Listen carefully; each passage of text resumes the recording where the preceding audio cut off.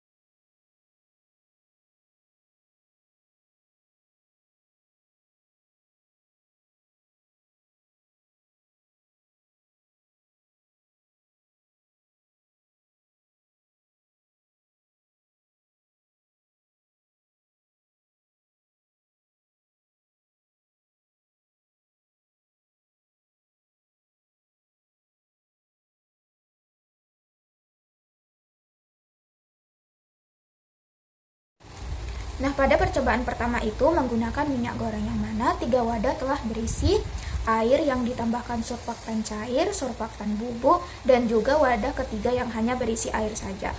Yang mana pada wadah pertama yang berisi surfaktan cair itu, noda minyak pada kain itu tersisa hanya sedikit saja. Sedangkan pada wadah kedua yang berisi surfaktan bubuk itu, dia noda minyak pada kainnya itu tersisa lebih banyak dari si surfaktan cair tadi. Nah, pada wadah ketiga yang hanya berisi air saja, itu noda minyak pada kainnya itu masih sangat banyak tersisa. Nah, pada percobaan tadi dapat disimpulkan bahwa pada surfaktan cair ini partikelnya akan lebih cepat tersebar sehingga misalnya ini akan mengikat noda minyak ini dengan cepat. Sedangkan pada surfaktan bubuk dia akan membutuhkan waktu lebih lama karena dia akan larut terlebih dahulu pada air sehingga misalnya akan tersebar lebih lama pada noda minyak. Sehingga noda minyak yang disisa akan lebih banyak daripada si surfaktan cair. Nah, sedangkan pada wadah ketiga yang hanya berisi air, itu noda minyaknya tidak menghilang karena di dalamnya tidak terdapat surfaktan. Nah, pada percobaan yang kedua itu, dia perbedaannya hanya waktunya saja. Pada percobaan kedua, waktu perendaman noda minyak pada kain ini dilakukan lebih lama atau secara perlahan. Nah, semakin lama waktu perendaman noda minyak pada kain ini dalam ketiga wadah tersebut, maka noda minyaknya akan menghilang lebih banyak. Karena apa? Misalnya akan lebih lama mengikat si minyak ini sehingga nodanya akan lebih banyak dihilangkan. Selanjutnya menggunakan minyak jelantah. Minyak jelantah diteteskan sebagai tetes ke kain putih, lalu dicelupkan dengan cepat ke surfaktan A. Selanjutnya ditambahkan 2 tetes minyak jelantah ke kain putih dan dicelupkan dengan cepat ke surfaktan B. 2 tetes minyak jelantah dan dicelupkan dengan cepat ke dalam air atau surfaktan.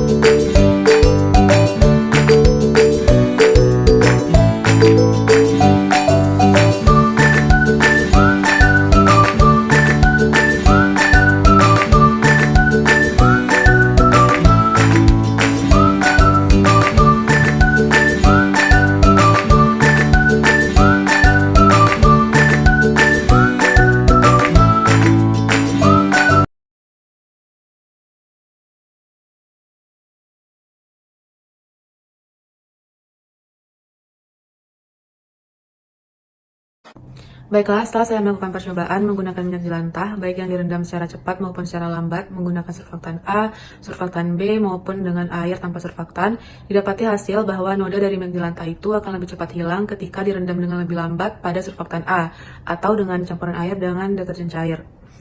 Yang dimana jika dibandingkan dengan hasil dari minyak goreng, minyak jelantah itu dia lebih meninggalkan bekas. Kenapa? Karena pada minyak jelantah itu telah terjadi oksidasi dan juga perubahan kimia, yang dimana sulit dilarutkan dalam air dan juga sulit dihilangkan oleh surfaktan. Selanjutnya kita teteskan 2 tetes minyak goreng, lalu kita masukkan ke dalam surfaktan yang telah dicampurkan dengan air panas.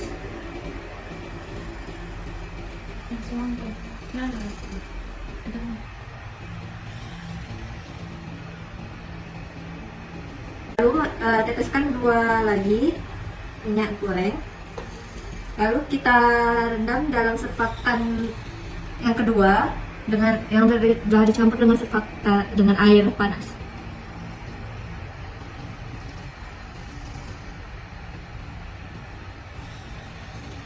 Lalu teteskan 2 minyak goreng lagi, lalu kita rendam ke dalam air panas saja tanpa surfaktan.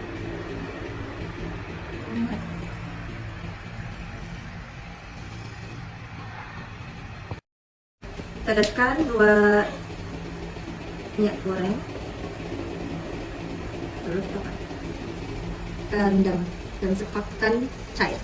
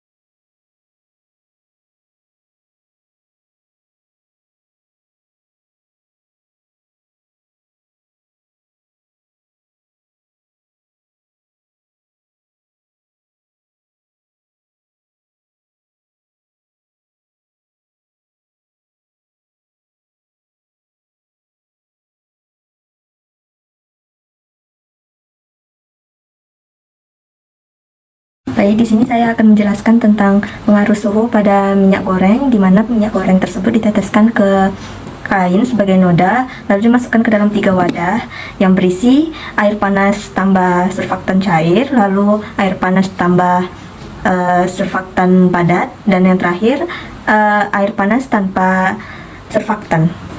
Nah, yang pertama, kain tersebut dengan noda minyak goreng dimasukkan ke dalam air panas tambah surfaktan cair, di mana surfaktan cair ini memiliki ujung hidrofilik dan hidrofobik.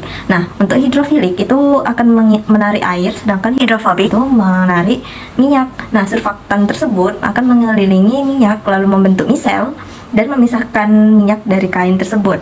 Nah, semakin lama perendaman kain tersebut akan semakin bersih kain tersebut. Lalu yang kedua ada air panas ditambahkan surfaktan padat. Nah, surfaktan padat ini memerlukan waktu untuk mencapai homogennya, sehingga dia agak susah larut dalam air tersebut. Nah, larutan tersebut jika dimasukkan kain dengan noda itu sebentar saja, dia agak kurang menghilangkan minyak, sedangkan jika dia agak lama, itu akan lebih membersihkan. Lalu yang ketiga itu ada air panas tanpa surfaktan. Ketika sebentar saja kain dengan noda tersebut, minyaknya tidak akan lepas, sehingga akan tetap melekat walaupun diberikan air panas, karena air panas tersebut tetap tidak bisa menarik minyak dalam keadaan polar. Sedangkan jika lama, minyak tersebut akan lunak, namun tetap aja sulit untuk ditarik karena tidak ada surfaktan sebagai emulsifiernya, sehingga tidak bisa hilang sepenuhnya. Selanjutnya kita melakukan percobaan dengan minyak jelantah. Pertama, kita tambahkan 2 tetes minyak jelantah. Kita masukkan ke dalam surfaktan A.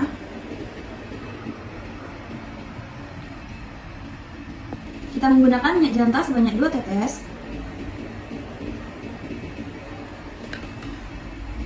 Kita masukkan ke dalam surfaktan yang B.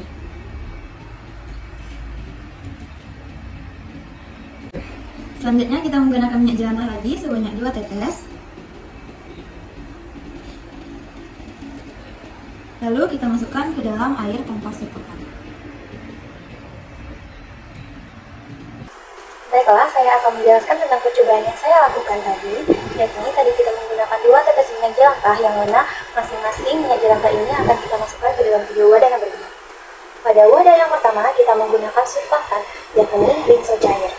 Pada saat kita memasukkan minyak ke dalam rinso cair yang memiliki suhu panas, maka bagian hidrofiliknya akan mengikat air dan bagian hidrofobiknya akan mengikat minyak, sehingga akan membentuk misel yang akan mengikat minyak lalu menyebarkan luasnya ke air, sehingga noda yang ada di kain tadi akan sedikit terlepas. Lalu pada surfaktan B itu kita menggunakan surfaktan padatan, yakni deterjen padat, di mana padatan itu akan suka larut dalam air, sehingga akan membutuhkan waktu lebih lama untuk larut dalam air dan tidak lebih efektif dibandingkan dengan deterjen cair. Lalu pada saat tadi kita memasukkan minyak ke dalam surfaktan tersebut, dia hanya akan menghilangkan nodanya sedikit. Lalu pada wadah yang ketiga, itu kita menggunakan hanya air panas tanpa adanya surfaktan. Sehingga yang kita tahu bahwasannya minyak dengan air itu sangat berlawanan. Walaupun air ini memiliki suhu yang panas, tapi dia tidak akan mampu untuk melepaskan noda di dalam kain tadi. Dia hanya mampu mengindahkan, tidak mampu melepaskan noda dalam kain tersebut. Selanjutnya, kita teteskan 2 tetes minyak jelantah. Lalu kita celupkan ke dalam larutan surfaktan cair.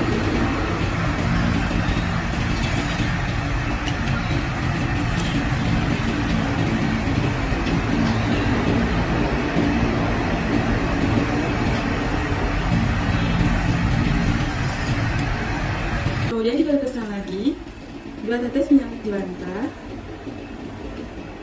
dan dicelupkan ke dalam larutan surfaktan padat atau bubuk secara perlahan.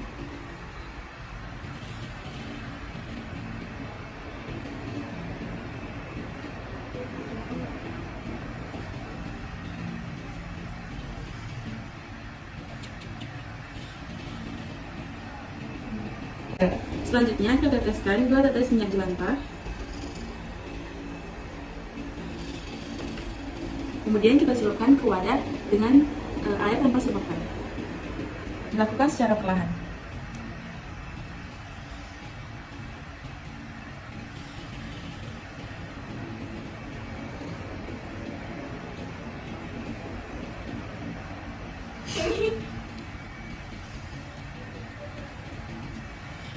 Baiklah, di sini saya akan menjelaskan mengapa terjadinya perbedaan reaksi ketika kain yang ditetesi dengan 2 tetes minyak jelantah dicelupkan pada 3 larutan yang berbeda, yaitu larutan surfaktan cair, larutan surfaktan padat, dan juga larutan tanpa surfaktan dengan suhu yang tinggi. Nah, pada surfaktan cair, surfaktan ini akan mengangkat hampir seluruh dari minyak, dan misal-misal yang terbentuk sangat efektif untuk menahan minyak dalam suspensi di dalam air. Selanjutnya pada surfaktan padat, surfaktan ini akan bekerja lebih lama daripada surfaktan cair.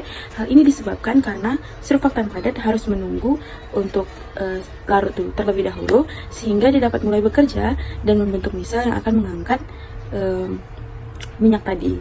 Yang terakhir adalah pada larutan tanpa surfaktan. Pada larutan tanpa surfaktan ini, kerapatan pada minyak mungkin akan melonggar disebabkan oleh panas yang telah diberikan pada larutan tersebut.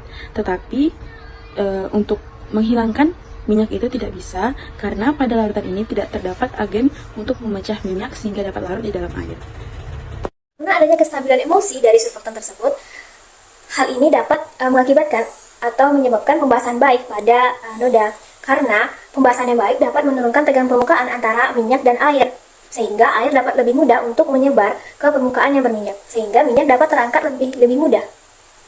Pun jika pengaruh dengan suhu, jika semakin tinggi suhu air, maka partikel akan bergerak lebih cepat, sehingga kemampuan surfaktan dalam membentuk misel pun lebih cepat, dan juga kemampuan dari misel untuk mengikat dan mengelilingi molekul air akan lebih cepat.